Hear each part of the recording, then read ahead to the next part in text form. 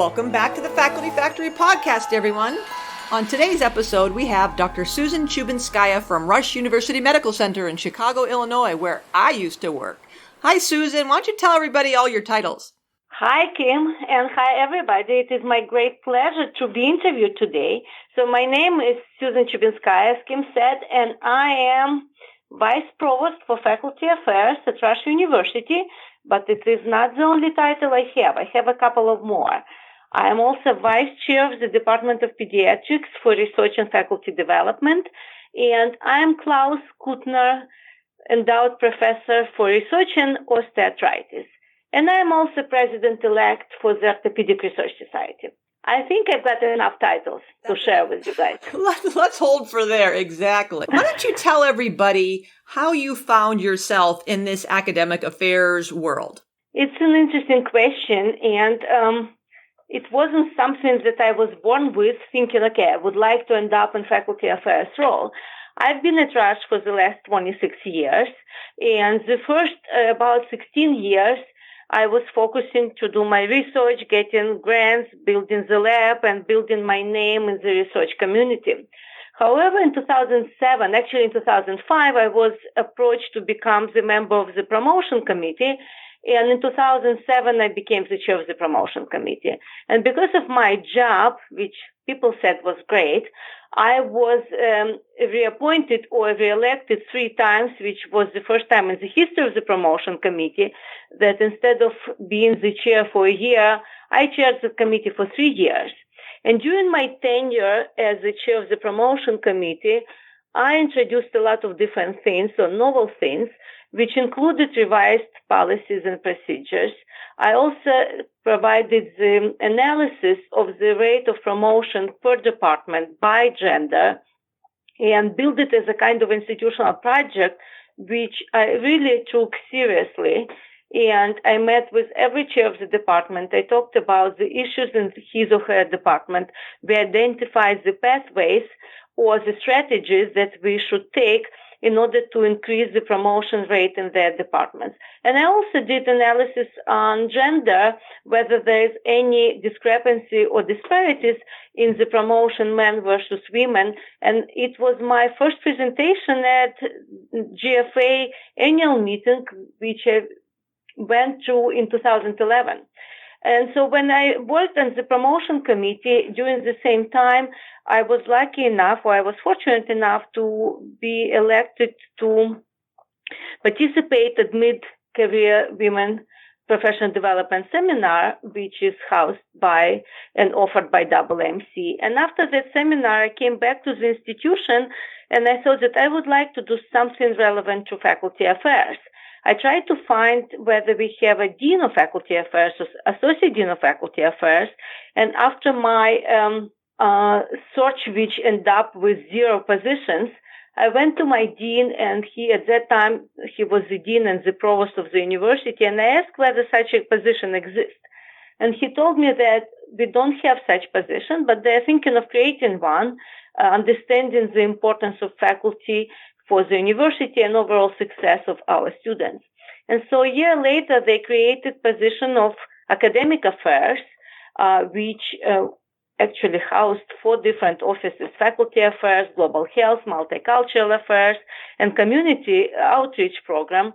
It was a external search, and I was one of the 7 applicants, and I ended up getting that position.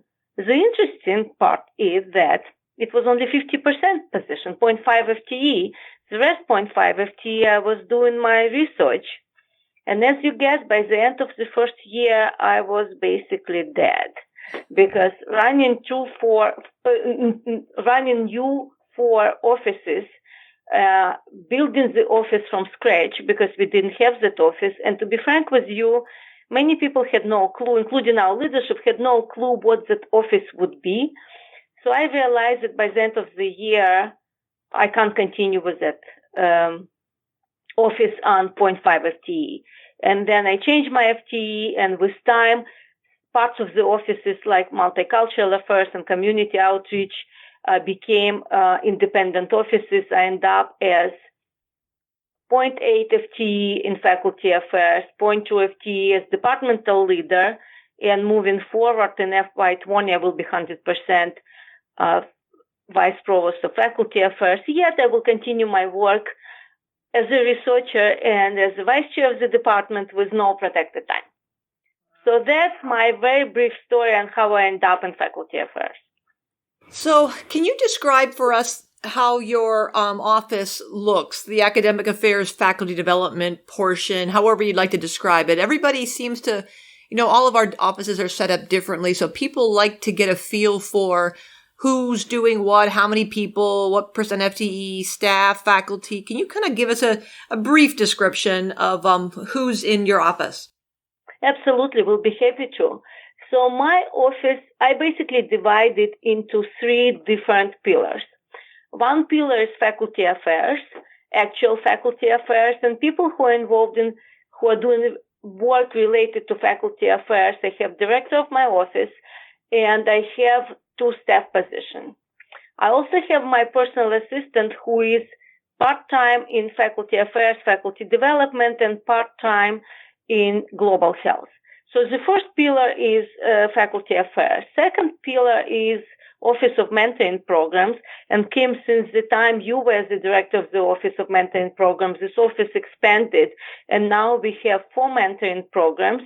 We have research mentoring program, teaching mentoring program for postdoctoral student fellows, and women mentoring program. And as part of these 4 mentoring programs, we offer multiple faculty development programs and continuing education programs, and I'll be happy to talk about it in a few minutes. So for faculty development, if you call, or Office of Mentoring Program, I have director of the program, one full FTE, and 1 full FTE assistant for the program. And separately, I have the Office of Global Health, which remains from the initial structure of the academic affairs, which is now faculty affairs. And in that office, I have the director of the office, who is MD, and she is 0.6 FTE. And I have 2 assistants. One is full-time nurse who works for the office, and part-time my personal assistant who shares her time between me and faculty development and global health. So overall, I have 1, 2, 3, 4, 5, 6, 7, 8 people, plus myself, which will be 100% FTE. And as we are moving into FY20 budget, I'm expecting to be able to hire 2 more FTEs in the office, one for the new program or Office of Postdoctoral Affairs. Basically, we are transforming postdoctoral mentoring program into the entire Office of Postdoctoral Affairs, and it will be under Faculty Development or Office of Mentoring Programs. And the second FTE will go into Faculty Affairs because we are doing some cool stuff and we need more people for doing this work. So basically, we'll end up in FY20, it will be Office of 11 people, including myself. That's amazing.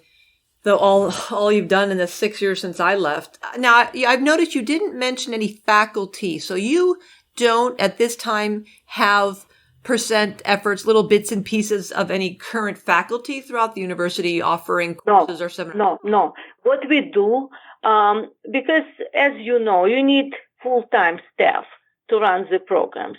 However, it doesn't mean that we don't work with our faculty. What we do, we use them, we involve them in different professional development programs that we offer. And now I will I will spend a few minutes talking about these professional development programs. So one is Teaching Academy Lecture Series, which we established when you came at Rush. We are offering this program for 8 years in a row. We had never canceled a single workshop, knock on wood. And basically that program is offered once a month, every 3rd Tuesday of the month at noon. And the topics for this program are suggested by faculty who come and participate in these very interactive workshops. And basically, if you look at this program, we divide it into 5 pillars. It covers professional development, leadership development, workshops and education, workshops and research, how to conduct research, how to provide research integrity, how to conduct ethical research, and of course, bedside teaching and clinical operations. So, topics, as I mentioned already, are suggested by faculty. After each of the workshops, they fill the evaluation forms and they provide recommendations for more topics. What we did, we offer continuing education for this series, and the number of participants varies between 30 to 100, 150 people. Majority of these workshops are done by faculty just as volunteers, just volunteering their time because they understand the importance of this program. So this is program number one. Program number two, which we established, is, and actually we are mimicking AAMC, we established two new continuum ed programs, early career and mid-career. And the difference between what we offer versus what AAMC offers, we offer it for men and women because we did come to realization that there's very few leadership development programs offered to men. Of course, there are multiple programs offered through professional societies, but not as the leaders of the institution. So we are including men and women, and we ran our first cohort for mid-career last month, and it was extremely successful. We had very diverse pool of participants, which ranged from someone who just joined Rush as instructor to section chiefs or division chiefs, right? And some very established and accomplished surgeon, plastic surgeon, and some of them you know, Kim, who came from Hopkins, right? This is co-ed or males and females separately, alone? No, they're all together. And the reason is behind because when we are in leadership positions, we need to work across the aisle. We need to work with both men and women.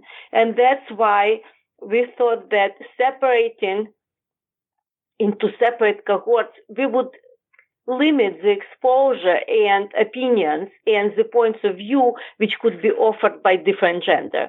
So we deliberately combined both men and women in the same program. Another thing what we did differently for mid-career, and we are doing differently for early career, which probably will change back. Instead of having 3 days kind of conference type program, we broke it down into 2 modules, 1.5 each. So 1.5 day was offered in February and will be offered again in July. And same is for early career, April and August. But what we realized that people forget, and the reason we did it because our clinicians and educators are very busy, and we thought that for them to identify or dedicate 3 days in their life might be more challenging than 1.5 day. So we separated into 2 modules. However, we realized that people forget about it. People don't pay attention that it consists of 2 modules, and we already had comments, oh, I didn't realize there's another module coming up. So moving forward, we most likely combine it in 3-day session. So the way we did Thursday afternoon, we started at noon until 5, and then all Friday. So we probably will be combining it in Thursday, Friday, Saturday. So those are 2 new programs which similar to what AAMC offers. Another very exciting program that we are offering, Teaching Excellence Bootcamp. For 5 years, we were offering Teaching Excellence program, which ran for 3 months. And basically what we were doing, we had 2 hours interactive conversations or workshops every Monday, starting the first Monday of March, and that would last for 10, 12 weeks. And again, the reason was we were doing it in the afternoon to provide the opportunity for clinicians to come into the class after their whole day of clinic. However, we thought that in order to kind of accomplish critical mass or critical effect, it's better probably to do it as a boot camp. So I don't know the outcome yet, but the first boot camp on teaching excellence will be offered in June 6th through 8th. This year we are doing it only for internal participants, and if everything goes the way we anticipate, we will be looking forward to opening it up to external participants. And in all these programs, our educators are faculty. Those faculty open to to the entire university, right, Susan? Not just it is open to the entire university. Programs are, as I said, that extremely diverse in terms of who is participating. For Teaching Excellence course, we have faculty from all 4 colleges, from postdocs to professors, all types of diversity one can imagine. And we are very excited about it because that provides the richness of conversations. Because as much as we have a structured curriculum, people learn from each other, and having different perspectives, having different generations in the classroom really provides this unique experience. So here just few new programs that we develop now and that we are really looking forward to expand and to learn from. Another program that I'm working on, I don't have the outline yet, but we have a new president at Rush, and we are very excited about her. She was the dean at Mayo, and she was the dean at Robert Wood Johnson and Rutgers Medical School, and Dr. Shirin Gabriel, and she's the first woman president of Rush University, and it's the first time that we have an independent president of Rush University who doesn't have joint jobs with the entire medical center. So she's very much interested in organizing or building presidential scholarship or fellowship for top-level leaders, to create top-level leaders. So I'm working closely with her in creating this program. Did she have such similar leadership programs or these presidential leadership programs at Mayo or Rutgers or elsewhere? Or did she just came up with this idea when she got to Rush?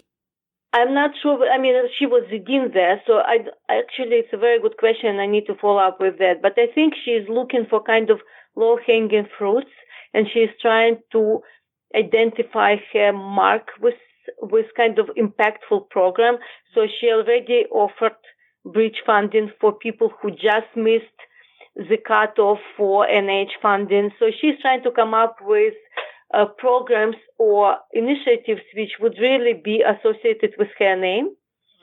So this one, I'm not sure. I mean, she's well aware of ELAM. She didn't go to ELAM, but what she did experience, what she has experience with, when she was at Mayo, before she became the dean, the way she became the dean, that she was identified by Mayo leadership as one of the potential or emerging stars. And so they had the leadership program. It wasn't her program, but she was the recipient of the program. So that program, she was supported to go to Wharton School of Business. She received her MBA, and she got some additional exposures to high-level leadership, which determined or defined her success as a dean in both places. So by analogy to that program, she is trying to build something internally, but we don't know yet what it will be. Because we do know ELAM, it might be similar to ELAM. It might be something very customized to the institution. It might be something that people would work on the institutional project within the institution, yet would be supported to go to, I don't know whether Wharton, but maybe 2 weeks Harvard business course or something similar. Right. We haven't decided yet. But I'm very excited about this new initiative that we are working on together. Yeah, that's wonderful. I mean, there's nothing, I think, more powerful to change a culture or to really reinvigorate a culture than having a leader who takes the time to and dedicates resources to invest in leadership among faculty. I mean, real leadership, the protected time, the money, sending someone to these programs. That's something above and beyond just saying, you need to invest in your leadership. But to actually have that kind of level of commitment really does, I think, changes a culture. Right. And to be frank with you, I'm not even sure yet whether it will be only for women or not. We haven't gotten to that point yet. My initial understanding was that it will be for whoever, for both men and women, but I need to hear from her what her view is on. And what is her name again? Dr. Shirin Gabriel. Actually, I'm even more excited because she's a rheumatologist. So I have a joint appointment in rheumatology and orthopedics. So she's kind of coming from the same field. And she was the president of American College of Rheumatology, which is a huge professional organization. I think it hosts about 50,000 members from all over the world. She has multiple experiences, which really put her in a very unique situation. In addition to that, she was the founder of the FDA initiative on epidemiological studies. She was part of the NIH Bone and Joint Decade. I mean, she has multiple national and international leadership experiences which position her uniquely. And we are fortunate to have her here. And not only fortunate, but I can't even tell you how excited we are that she's here. Plus, she's a woman, so what could be better? I think that's so interesting how many of us in the group on faculty affairs and in our fields, we talk about the experience of getting new deans. That's always a topic of conversation on the What Keeps You Up at Night event during the annual conference. And yet I'm trying to think back, I've really never heard a lot of conversation around new presidents. So you've raised something, I think, really interesting for us to think about, and how do we form these pivotal relationships with not only new deans, but new presidents, and understanding the organizational structure of an institution and engaging in this appreciative inquiry with the new president to get her lay of the land. What does she know about academic affairs? What is her experience with it? What is her vision about it? What has she done in the past around faculty development, and how does she see her ideas fitting into a new culture? So I just think this raises a whole new area of interest for us to think about, those of us who've been in the field a while, leading up. We always talk, leading up and managing up and directing up, and how do we engage not only with our deans, but now with presidents? That brings a whole other interesting dynamic. Absolutely. And again, it might be more unique for healthcare institutions versus traditional universities which have undergraduate schools and multiple colleges. As you know, Russia is kind of unique because Russia is a healthcare university which is owned by the hospital. And we have 3 small undergraduate programs which are joined with community college, where students go for 2 years into Malcolm X Community College, and then they enroll into Rush baccalaureate programs. But primarily all our programs are master or PhD or graduate medical education programs. So the uniqueness of Rush that though we have 4 colleges, all of us are connected into healthcare education and healthcare service and patient care. And that might be making or brings the president role much closer to the deans and to the faculty than when you talk about traditional universities where presidents or chancellors are kind of separated by many layers of leadership in between. For us, we even don't know what will be the function of the provost, what the job will be, and how closely or how remotely we will be working with the president. But it seems to me now that I am as vice provost, which already implies that my job is over all colleges, not only within one college, as you know, Kim, that I will be working closely with her, very closely with her. And actually, I really welcome that, because her being the dean before and having experiences of working within the dean's office and now and having leadership positions within professional society probably gives a different aspect to her understanding what the job of the president is and how she is going to frame it within Rush University. We don't know yet. She did talk about 3 key words that she wants to lead by: learn, discover, and thrive, which means learn, focusing on education and preparing educators, as well as preparing the next workforce. Discovery, all about research and discovery, and thrive, all about preparing faculty, professional development, preparing leaders, preparing working on the environment or shaping the environment. So we're really inspired by her being able to summarized her vision into these 3 words. And basically, it is perfectly aligned with Rush strategic plan, which was developed prior her arrival here. Yeah. So she's framing her vision around these 3 words, but we don't know yet what will be her cabinet, what kind of org structure we will have. At this point, we have president, we have the provost, we have 4 vice provosts, and then the deans. But how it's going to continue, I don't know yet. So yes, to your point in terms of working closely or kind of understanding the leadership landscape and going beyond the colleges is not only extremely important, but it becomes critical because many of us, members of GFA, have positions outside of the dean's offices or more than just within dean's offices. Right.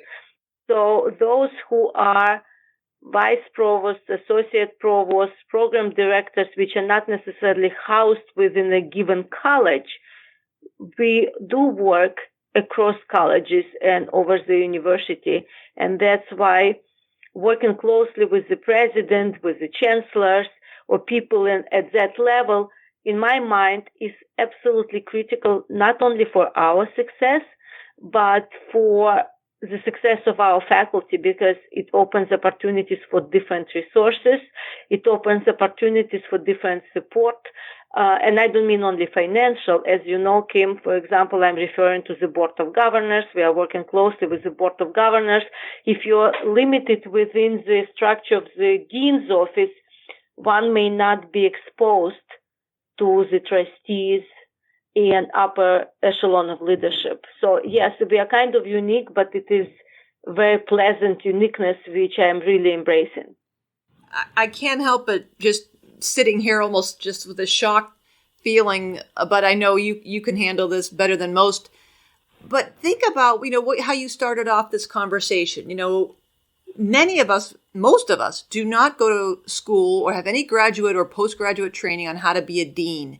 And yet you just got done describing this whole milieu with a new president and governance and collaboration and innovation and culture and all these things that you figured out on your own, how to navigate this new leadership structure. And I can't help, of course, think of our faculty, especially junior faculty, new faculty who come on board our institutions.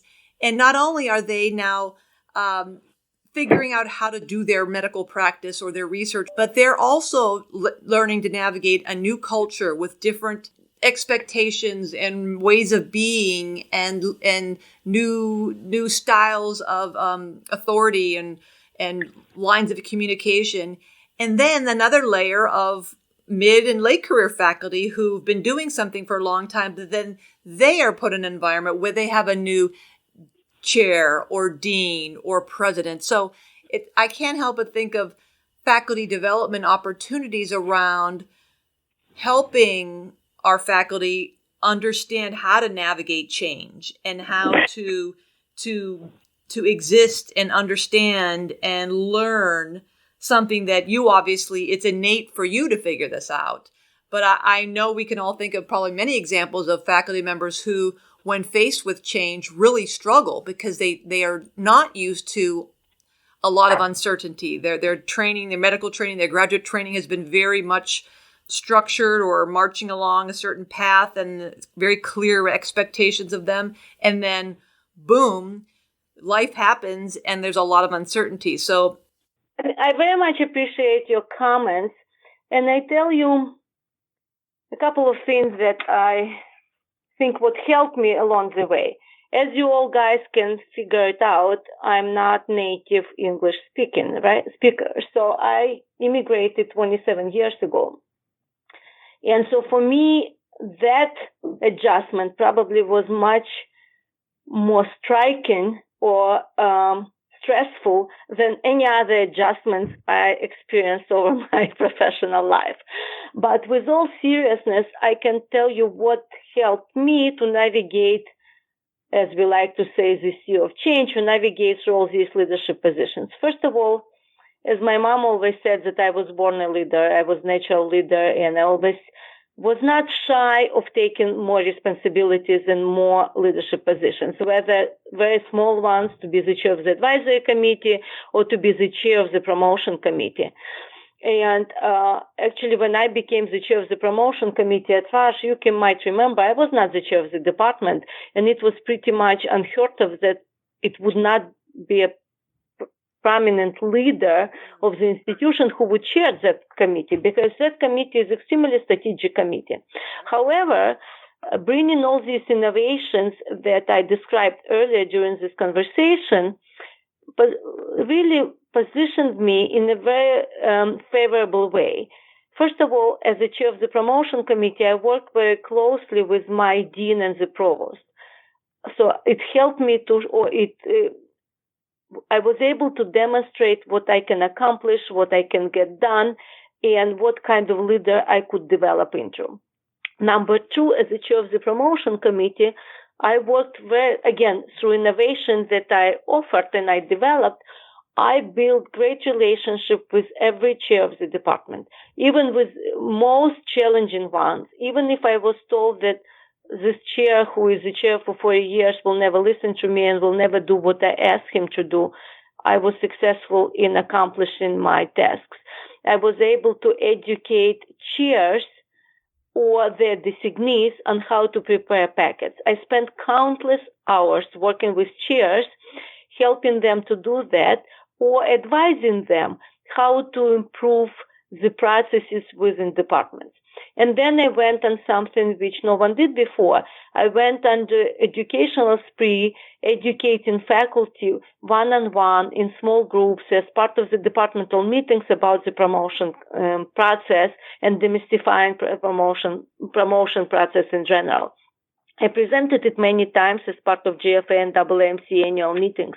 But what it helped me with, first of all, again, to become known, to increase my visibility within the institution, also build my relationship with faculty. I know that I helped hundreds, if not thousands of faculty to go through each promotion step. And I can't walk on the hallways of Rush without bumping into every single person who I met, who I influenced, or who I helped in their promotion.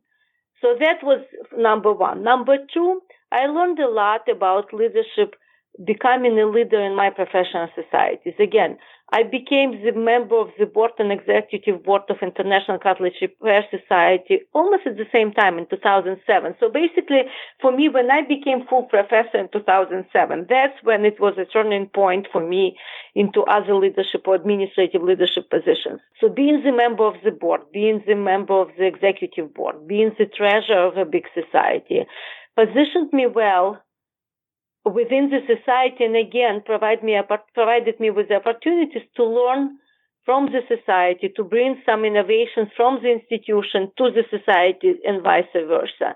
Again, we keep learning as we go. We are mentees all the time. There's so much to learn, and having exposure to different settings, to different organizations, only enriches us. And that's how I was able to position myself in the Orthopedic Research Society and actually win the election against a very prominent, very highly successful researcher from another institution, male counterpart. And it is a society of 4,500 international members, with about 70% of them being men. Yet I was able to win the election and become second vice president and now first vice president. And in February 2020, I will become a president of the Orthopedic Research Society. Again, having these experiences, and by no means I'm trying to compare myself to our president, but she also had these different leadership experiences within professional societies. So having these experiences provided me with broad knowledge of what the leadership is, how to work with the board, how to negotiate, how to accomplish challenging tasks, how to build the trust and relationship. And all of that is very useful in GFA work and in faculty development work. So I think that, and as I mentioned earlier, I was never shy of getting more and more leadership responsibilities. I was also on the steering committee for GFA for 6 years. And again, I learned from all of you, and I keep learning. I keep learning from all of you, and I adopt a lot of programs or adopt experiences that you talked about here. And I know that I mentored a lot of folks at GFA on what we have accomplished at Rush. So my point is that and of course, it was never strategic for me. Okay, now I need to become the member of the board, and then I need to run for this position, or I need to run for this leadership position. It kind of happens naturally based on where I was in my life, both professionally and personally. But altogether, it helped me to accomplish what I was able to accomplish, and believe I am still looking forward to some next stages of my leadership and professional development and positions. Everything you say is so important, and that I like the second thing of being involved with professional societies. In our leadership programs at Hopkins, that we too always encourage folks to step up, to offer themselves and their service, balanced judiciously with the ability to say no to things that are not mission-centric, or that perhaps that are not come with resources attached to them, or don't have a title attached to them. And we oftentimes encourage that or help that practice of saying no in consultation with a mentor or an inner circle of people. But I sometimes worry about that balance of taking positions at your institution and positions in the professional society, and being able to do all jobs well. Because I know you and your work ethic is, if you do something, you get it done. And so I think it's also important to emphasize that you take on these positions, you deliver, because as a leader, nothing speaks louder than your reputation as being someone who can execute and implement. We all have great ideas. Everyone in academic medicine or in any higher institution obviously has the brains, but to be able to implement and execute and deliver, I think is a little bit less common. And so I know you've done that, and I think that's so wise to say professional societies are great opportunities to learn all those skills that you talk about, as long as you are in balance with your work at your home institution, and as long as you're delivering. Yes and no. I agree with everything you said, but what I would argue that it's not always possible to have titles and resources available for you in order to take on the leadership position or responsibility, especially when it comes to professional societies. All the work we do in professional societies, it is a volunteer work. You don't do it because you're going to be compensated. You don't do it because you might want to do it because it might bring you to the next level in your own institution, or it will add national, international recognition for you within society, which would maybe position you better for NIH funding or whatever other connections and network that you would like to develop. However, you do it in the professional society for multiple reasons. One, you want to give back. Same as within the institution. You want to get back. You want to empower the next generation. You want to transmit the knowledge that you built to someone who is your student, who is your trainee, or just to help the profession in general. Second of all, building the network. We never know where we're going to end up. We never know which institution we're going to be. We never know who our collaborators could be. And becoming leaders in professional societies, and I'm not talking about being the president, but even part of different standing committees or organizing workshops or being spotlight speaker or organizing the conferences. Yes, it is very time consuming. However, again, you have the opportunity to shape the future of your professional society. And it is so, so exciting. And again, you increase your visibility as a leader, as both a professional leader in terms of, let's say, in orthopedics, as a researcher in the field of orthopedics, as it is for me, but also as administrative leader. And people come to you for not only research collaboration, but for mentorship advice. I'm mentoring so many women, and not only women, but women specifically in the Orthopedic Research Society. You can't even imagine, from the field of engineering, bioengineering, clinicians, multiple women come to me asking for support, for advice, for letters of support or evaluations for promotion, and actually from the institutions that many of you are working in. And I met these people through the professional society, and I'm helping them as the leaders in your institution, knowing you as a leader in, for example, Hopkins or UCLA or other places. So you can't separate one network from another network or one circle from another one. At one point, all of that is intertwined, and all of us are building the network of professionals. So yes, especially I agree with you when we talk about leadership positions within your institutions. You want to have resources because in order to be impactful, in order to accomplish something, and in order to realize that leadership is serious when they offer you positions, you need to have resources in the title. However, at least it is the case at Rush. First, you need to show what you are capable of, and then you might be given resources and titles. Yeah. That's how it happened with the promotion committee, which I chaired 13 years or 12 years ago.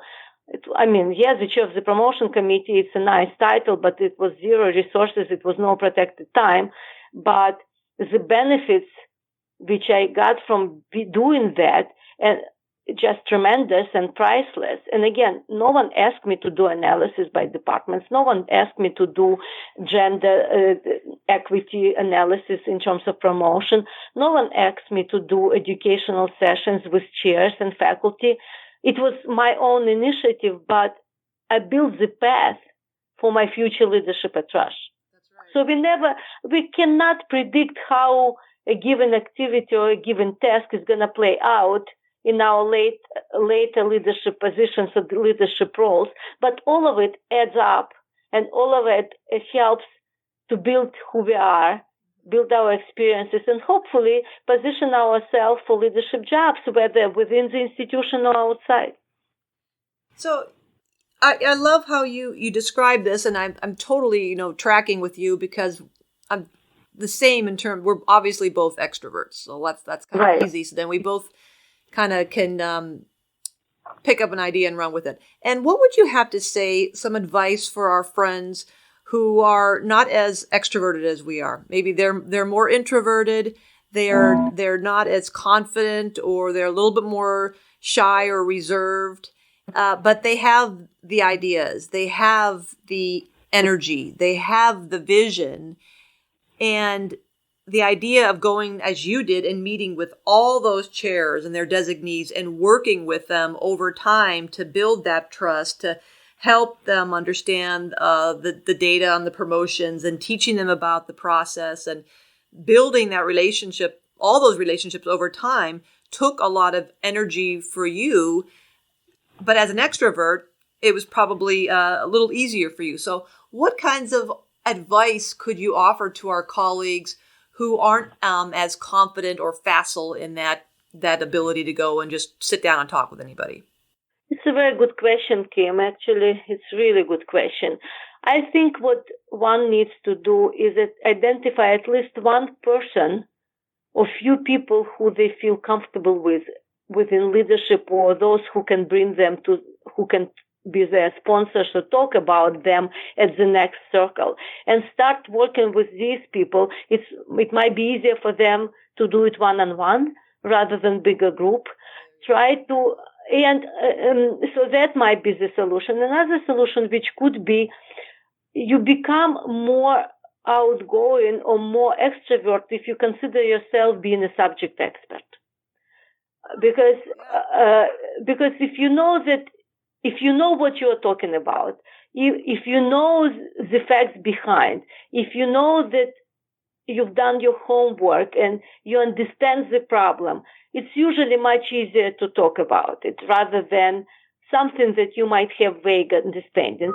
The reason I'm saying that when I started working in this country, I'll never forget my first professional conferences where I had to present. I was dying before every single talk. And the reason behind was, there were two reasons. One, I was worried about my accent and that people will not be able to understand me. And second, I was worried about not being the expert in the field because I was junior postdoc. I was learning. I came from a different field. I was not in orthopedics before. I was in cancer research. So I came to a very unknown field and I did not feel confident. I was worried that every my presentation will end up with thousands of questions that I won't be able to answer because I don't have background. But as I was moving up, as I was learning, as I was establishing my position within the field, confidence came in. And being confident being the subject expert positions you very differently. It makes you confident. And being confident helps you to be more outgoing or outspoken about the subject matter. So that would be my few suggestions. I'm not sure whether you agree with that, Miss.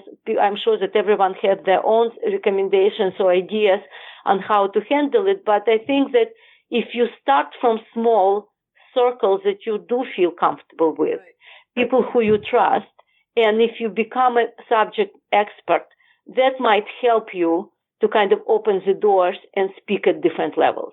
I totally agree with you. That is wonderful advice. A safe environment with people you're already comfortable with, and the confidence that comes from knowing your work and knowing the data, and perhaps an attitude or a mindset of you are sharing information. I imagine when you met with all those department chairs, again, walking in as a subject matter expert, you also had the feeling of, listen, I have some important information for you, some data you're probably not aware of, or a new process, and I want to help you. So that kind of that open heart, servant leadership attitude of, I'm here to help you, and I know this is going to help your faculty. This will help, in turn, you. It will help your department.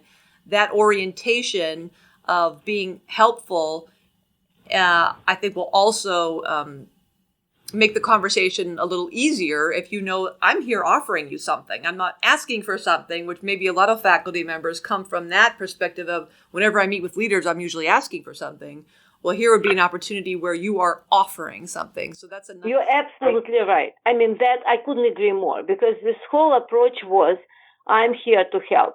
I'm here to share the information which you probably are not aware of, because either you're a new leader in your department and you have no clue how it was done before, or you have never thought about it. And if it's a good leader in any department, any good leader wants his or her faculty to be successful. Any good chair of the department wants his or her faculty to be promoted, because it's kind of the logical step going through academic ladder. So when you come with the notion that I'm not here to ask, I'm not here to criticize, I'm here to help and offer my help, how I can help you to be successful, is perceived very differently. Right. And then people kind of open the arms and they embrace help. Because no one is perfect, no one knows everything. So if someone is coming, volunteering their time and effort and passion to help the leaders, I would be surprised if someone would say no, though I did have few people who were not interested of doing that. Another thing which helps, passion. When they see that you're passionate about what you're doing, if they see value of what you're doing, they will embrace it. They will call upon, they will ask you for your help, because nobody will know what the work was done behind the scenes, but upfront will be their success and promotion of their faculty, as in the case we are discussing now. That's exactly right. And as employees, I think the orientation I've always taken is my number one job is to make my boss look good. So if you are going to go meet with leaders and you're ultimately going to do something, as you're saying, that's going to help them and make them look good, rather than so many leaders every day in, day out, they're dealing with problems, and people bring them problems and conflicts and challenges and a lot of nail-biting kind of tricky, sticky issues. Geez, when you can walk in as a breath of fresh air and I'm here to bring you help, that I think would endear you even more to leaders. So not only seeing your passion and your enthusiasm and your superior knowledge about this skill set and having this expertise, but also offering a solution rather than the typical thing that leaders faces, which is a lot of problems, I think is going to really serve you well for future leadership positions when something comes up or when an opportunity does arrive. They'll remember, oh, I remember that Susan Chubinskaya. She is really good. She knows what she's talking about. She really helped us out. She took a lot of initiative. So I think that's, you can't lose with that. I totally agree with you. There's one, yes, Kim, and there's one more thing which made that journey as very pleasant, actually, and very exciting.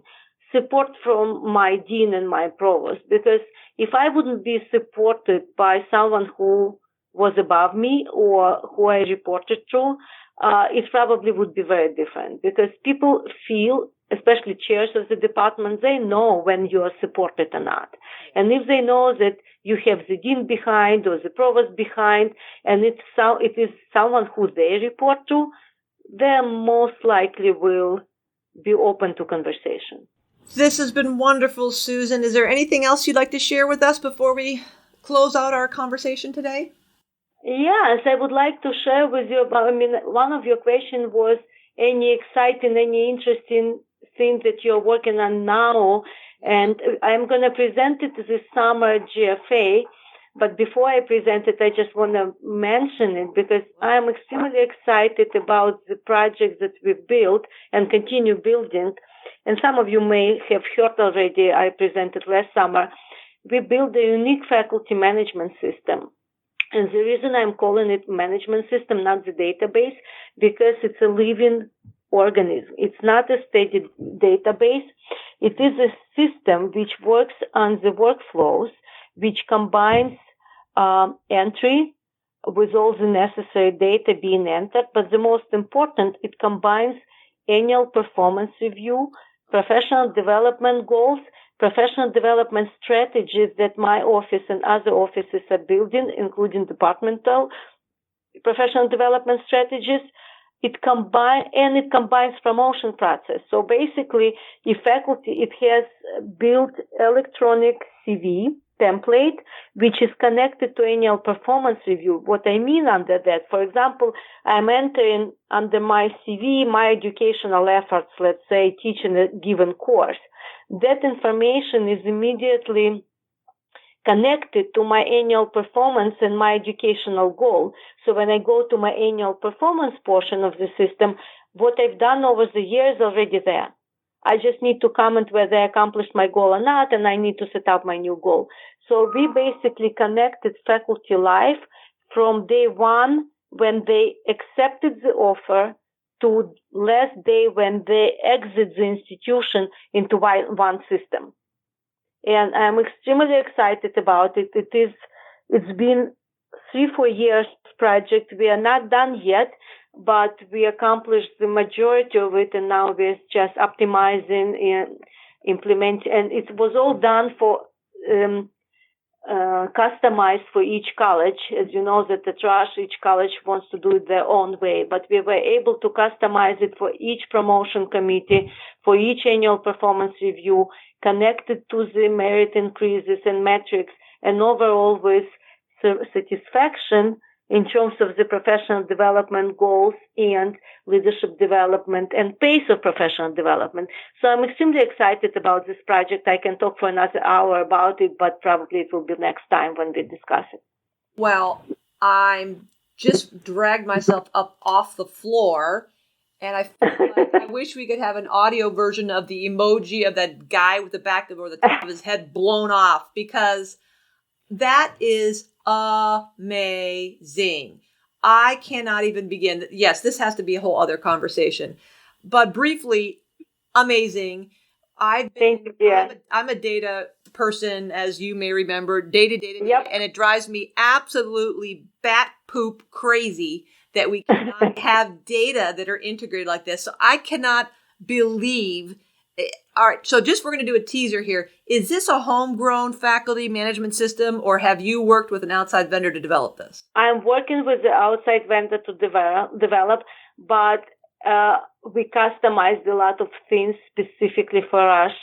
And the most exciting part that I can run any reports as each department, college, institution wants, including from small internal one on the landscape of diversity to how many people we had on a given position over a given period of time, to reports required by any accredited agencies, by Higher Learning Commission, by LCME. I mean, reports which are required by HR. I mean, finally,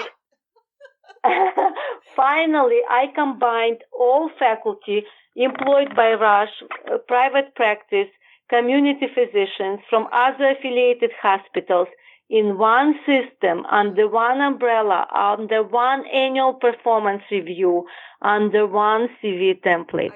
So I'm so excited about it. I just can't. I need a blankie and a pacifier. I have to sit in the corner of a room and I'm going to rock back and forth. This is unbelievable. You want to come back? Can I get you back to Rush? I can offer you a position. Oh boy, this is huge. With that, I'm going to leave everybody out there. This has been Susan Chubinskaya from Rush University Medical Center in Chicago, Illinois. We're going to get her back here to talk about the faculty management system. That ends another episode of the Faculty Factory podcast. Thanks, Susan. Thank you, Kim, and thank you all for listening. And it's my great pleasure to talk to you today. Thank you. Thanks for tuning in to Faculty Factory Podcast. The mission of the Faculty Factory is to build and support a community of leaders in faculty development who share tools, resources, wisdom, and encouragement in service to our faculty members, schools, and institutions. We encourage you to go to facultyfactory.org to find out more. Get in touch with me, ask me any questions. Maybe you want to be interviewed on the podcast. Thanks for tuning in to Faculty Factory Podcast. We'll see you next time. The Faculty Factory podcast and website is sponsored by the Johns Hopkins University School of Medicine Office of Faculty. For more information, visit facultyfactory.org.